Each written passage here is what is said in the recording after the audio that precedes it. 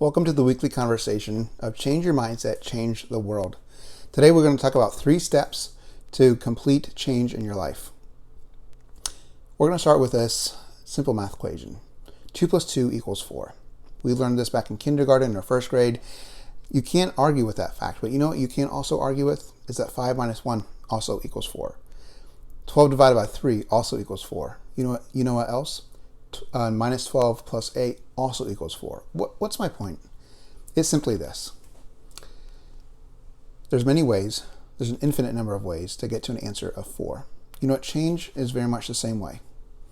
The way that I look at change may not be the way that you look at change. In fact, I guarantee you it's not the way that you look at change. We all look at change slightly differently because we bring different perspectives, different personalities, different experiences into the way that we look at the world, which means that we change and we interact with the world different ways.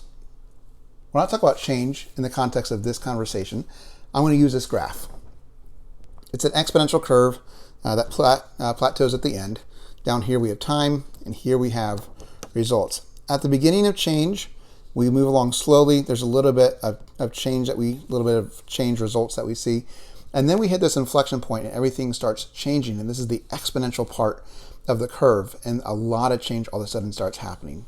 And then in the context of this conversation, we're just going to say that we kind of reach the end of that change. We get to a place where most of that change has been made in our lives. Now, change is an ever-changing, ever-constant process, right? And so what does change really look like? Well, this is what change really looks like, I believe. It's really just a bunch of those graphs put together. Here we have the beginning, we hit the inflection point, we kind of plateau, then change again, right? Continually change. Inflection point, plateau, start another change, go through another phase of change, an inflection point, plateau, and kind of these blue marks here kind of mark where each change kind of begins and ends. It's a very simplistic way to look at change, but it's what we're going to use to look at this conversation. So what does change look like over the course of a lifetime? I believe change really looks like just a bunch of these curves continuing. That's what change looks like. So what are the 3 steps that can help you change? Well, if we break change down into some really basic, simple parts, we're going to talk about the beginning of change, the middle of change, and the end of change. And there's a step, or there's a tip, if you want to say, that goes along with each phase that I think will help you be more successful with change in your life. The first step is identify change for yourself. You can't rely on anybody else to fully outline or prepare an agenda or a program for you to change. Why? Because your change is going to look completely different than somebody else's, and even slightly different than somebody else's. So if you want to have a real change in your life, it needs to be your change. So step number 1 is identify change for you. Identify what change looks like for you. Now, on the flip side, what this means, if you want to be encouraging to other people who are changing, is realize that they come from a different starting point. They have a different program or agenda for their change. They have a different path possibly for their change. So don't compare your starting point to somebody else's. Don't rely on somebody else to identify the beginning of change for you. The first step is identify your change. The second is in the middle of change. You have to personalize the change. It's your change. Your process of change is going to look different than somebody else's. And this is what it looks like ultimately. All right, so here we have 2 different exponential graphs. And if you'll just humor me for a second, I have an orange line and a blue line.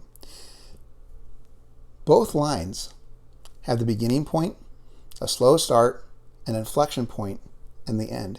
They all 3 contain the same components of change, but they look different. Notice that the inflection point where everything starts changing is at 2 different places. And recognize that the end result is at 2 different places. What does that mean? That means that right in the middle here, when you're going right through the slogging through what the change looks like and working hard and hitting this inflection point, it's not going to be what other people look like when they go through their big change process. So don't look at somebody else's change and compare yourself and say, well, this is what they're doing and it's working for them.